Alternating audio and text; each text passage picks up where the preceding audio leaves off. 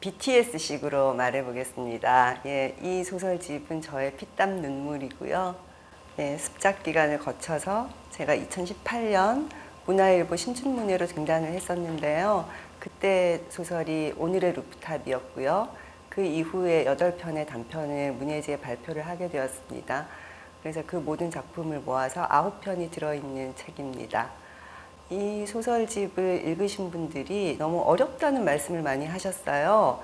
그런데 그 어려운 작품 몇 개를 참고 읽으시면 뒤에 가시면 요일 팬티 7종 세트라든가 페어웰 스냅백 같은 아주 굉장히 코믹하고 재미있고 쉽게 읽히는 작품들도 있습니다. 네, 그런 책입니다.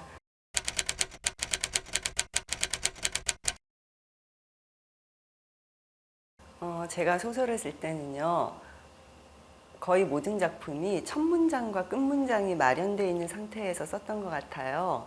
그런데 이제 쓰다 보면은 그 첫 문장은 결국 날아가게 되고 끝 문장은 생각해 놓은 대로 잘 나오지 않는 경우가 많이 있어요.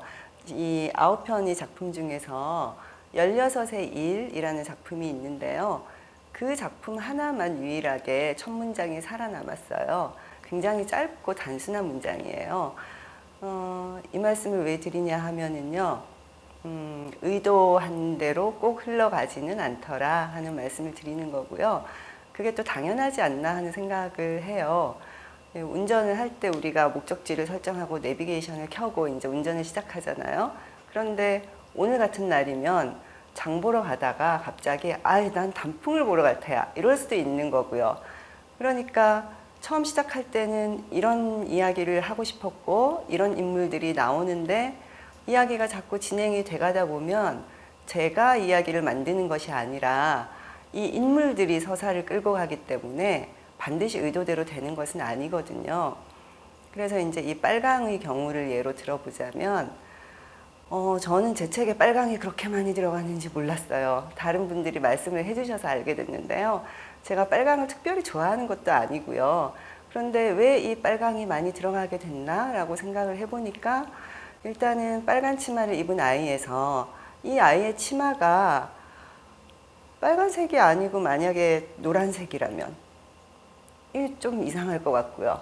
그리고 그 내용 중에 보면은 아이가 이제 성폭행을 당하고 그 혈흔이 다리에 흐르는 그런 대목이 있는데요. 이게 빨간 치마가 아니면 잘 안 어울릴 것 같고, 그리고 이제 이 아이가 팔꿈치에 생채기를 입게 되는데 생채기라는 게 다른 색일 수는 없잖아요. 빨간색일 수밖에 없고요. 그리고 라면과 홍차와 미자를 보면은 그 미자가 그 화분 받침 같은 효도 의자를 이제 다리가 불편하기 때문에 타고 다닌단 말이죠. 근데 쇼핑몰을 검색해 보시면 아시겠지만 그 효도 의자는 전부 다 빨간색이에요. 대부분이. 그래서 또 빨간색이 들어왔고요. 그리고 또 빨간색이 홍차에 있죠. 홍차를 뭐 까만색이라고 할 수는 없고 홍차가 파란색일 수도 없잖아요. 그래서 그냥 빨강이 자연스럽게 들어왔는데요. 근데 이 빨강이라는 이미지가 굉장히 강렬했던 것이, 빨강의 제가 생각하는 원형적 이미지는 이제 그 두 가지 극단적인 이미지가 있는 것 같은데요. 하나는 생명이라든가 열정이라든가 사랑이라든가 뭐 그런 긍정적인 이미지가 있을 테고요. 나머지 하나는 상처라든가 불안이라든가 뭐 그런 느낌이 있을 텐데, 제 소설에서는 긍정적으로 사용된 부분은 하나도 없는 것 같아요. 그래서 빨강이 어떤 그 이미지를 극대화하는데 도움이 되지 않았을까 하는 생각을 하고요. 그것이 저의 의도였던 것은 아니지만 자연스럽게 빨강이 아니면 다른 색은 될 수 없었던 그런 작품들이 되었던 것 같습니다.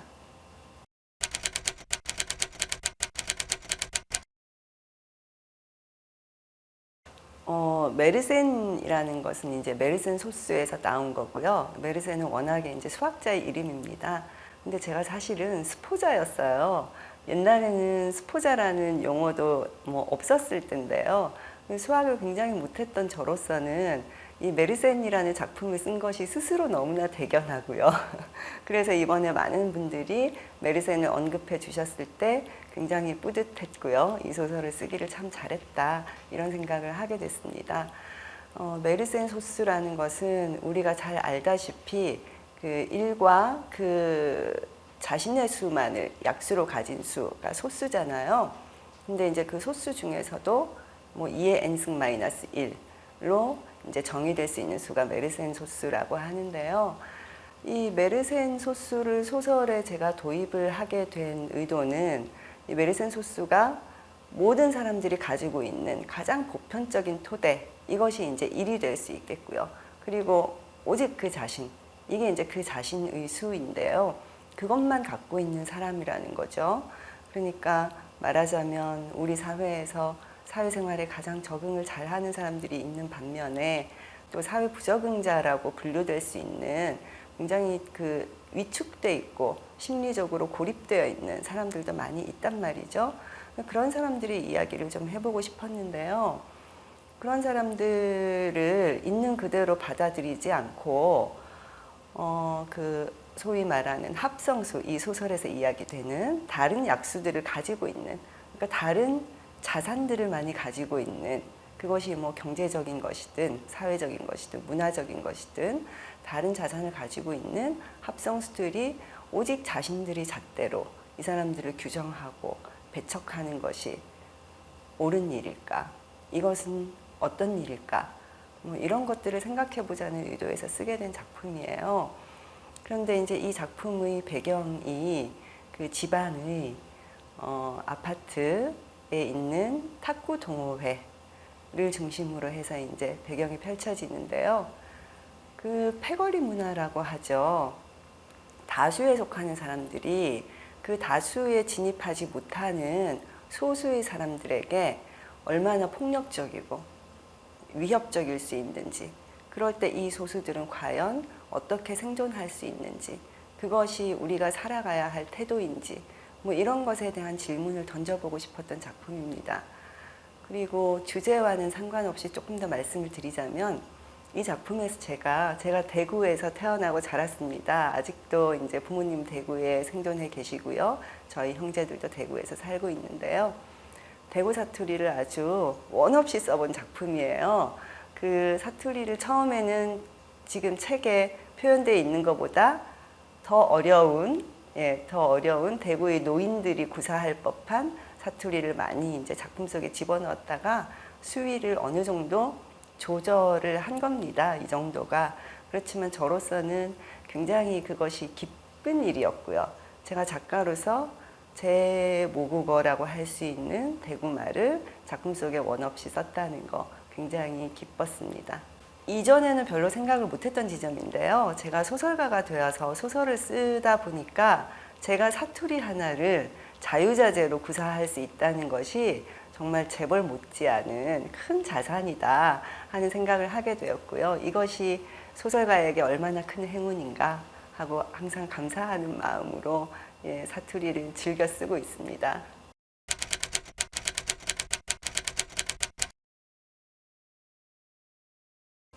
지금은 이제 1인 1 직업 시대가 끝난 것과 마찬가지로 1인 1 결혼 시대도 끝났다고 이야기들을 하잖아요. 1인 1 결혼 시대가 끝나면 당연히 새로운 형태의 가족 제도가 등장하게 마련이고요. 지금은 이게 뭐 많이 정착이 돼 있는 세태인 것 같아요.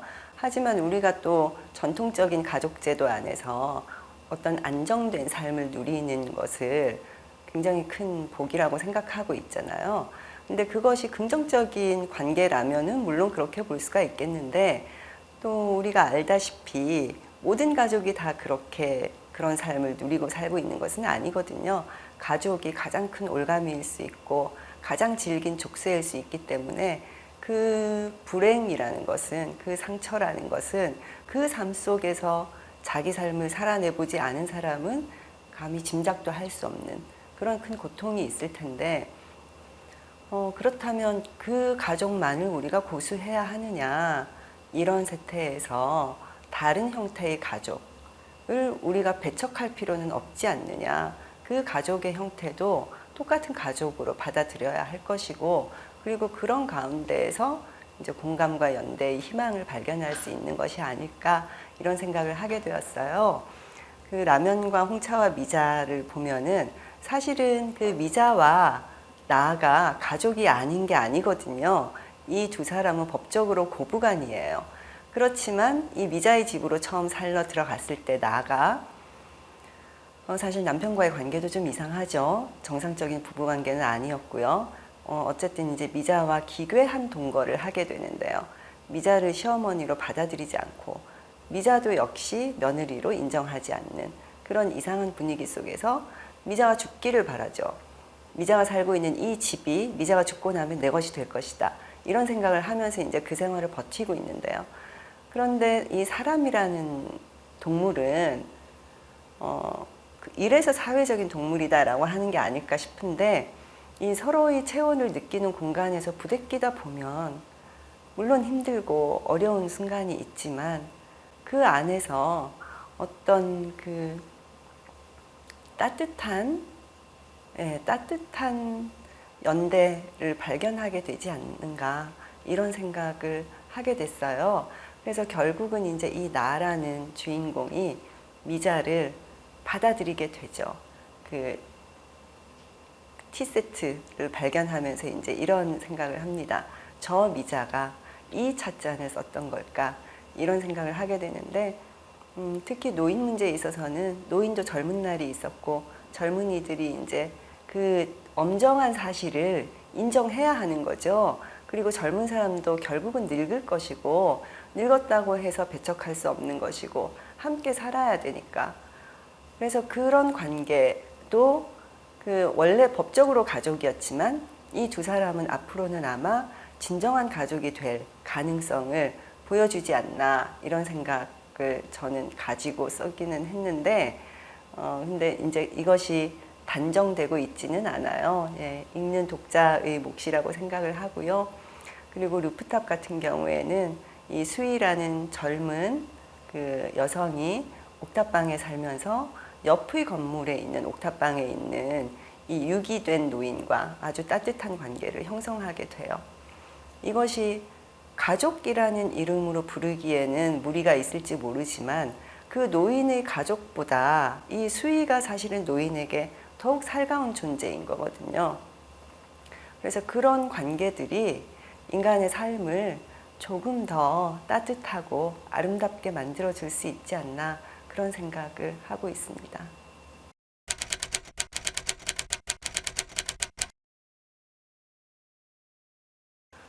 빨간 치마를 입은 아이를 읽고 읽은 모든 분들이 너무 힘들었다, 너무 아팠다 이렇게 말씀을 해주세요. 근데 사실 저는 그렇게 힘들고 아프지는 않았습니다. 왜냐하면은요, 이렇게 말씀드리면 배신감을 느낀다 이러실 수도 있는데 왜냐하면은 저는 이제 충분히 거리를 확보한 상태에서 이거를 작품화했기 때문에 읽는 분들만큼 힘들지는 않았을 것이다 라고 이제 저는 그렇게 평가를 하고 있어요.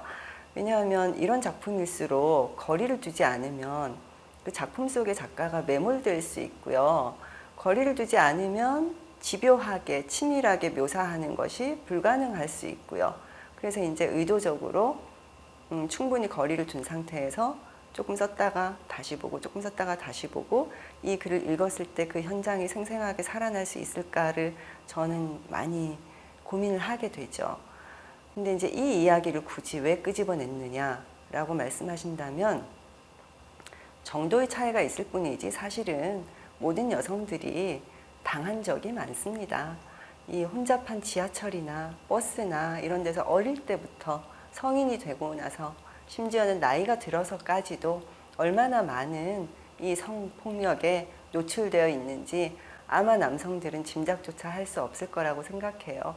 근데 그 상처들을 대부분의 사람들이 덮어두고 지냅니다. 저도 물론 그런 상처가 있었고요. 이것을 못을 박았다가 빼면 못은 사라지지만 못자국은 영원히 남는 거거든요. 근데 이것을 의식 저 밑바닥에 자꾸 눌러두게 되는 거죠. 힘이 드니까. 근데 이것을 굳이 끄집어내는 이유는 그런 세상이 있다는 것을 많은 사람들이 알아주었으면 좋겠고요. 그리고 감히 치유를 이야기할 수 없는 것 같아요. 이 작품 속의 여성은 50세 정도 된 여성인데요. 그 공간에 가면 그 상처가 너무나 생생하게 되살아나는 거죠. 이것이 치유가 되고 누군가를 용서하고 이런 문제가 될 수 있느냐? 저는 그렇지 않다고 생각합니다. 이것은 우리가 끊임없이 짚고 넘어가야 할 문제이고요. 다만 한 가지 이 소설화할 때 중요한 것은 이 문제는 이미 너무 많은 작품에서 지겹도록 다루어졌기 때문에 이것을 어떻게 이야기할 것인가, 이것이 더 중요하다고 생각을 했습니다. 그래서 저는 이 작품에서는 특별히 좀 스타일에 공을 들였는데요. 많은 사람들이 이제 이 작품이 읽기에 너무 어렵다고 하시는 이유가 바로 그 스타일 때문인데요. 의도적으로 시간을 뒤섞었어요. 그래서 그 시간이 과거로 넘어간다는 표지가 없고요. 다시 현재로 돌아올 때도 표지가 없고요. 이것이 기억인지 환영인지 불분명하고요. 예, 현실에서 정말 있는 일인지 혹은 생각인지 이런 것도 이제 불분명하게 처리를 했습니다. 그래서 이제 어렵다는 말씀을 하시는 거일 텐데요. 소설이 메시지를 전달하는 도구가 되어서는 안 된다고 생각합니다. 소설은 예술이고요. 이 예술품이라는 것은 내용 못지않게 형식이 굉장히 중요한 부분을 차지하고 있고요. 이 메시지를 깃발처럼 흔드는 소설이라면은 이것은 어떤 이념의 선전 도구가 될 뿐이고요. 이것이 훌륭한 문학 작품으로서의 가치를 지닐 수 있는가 생각해 본다면 아마 분명한 답을 다들 스스로 갖고 계실 거라고 생각합니다.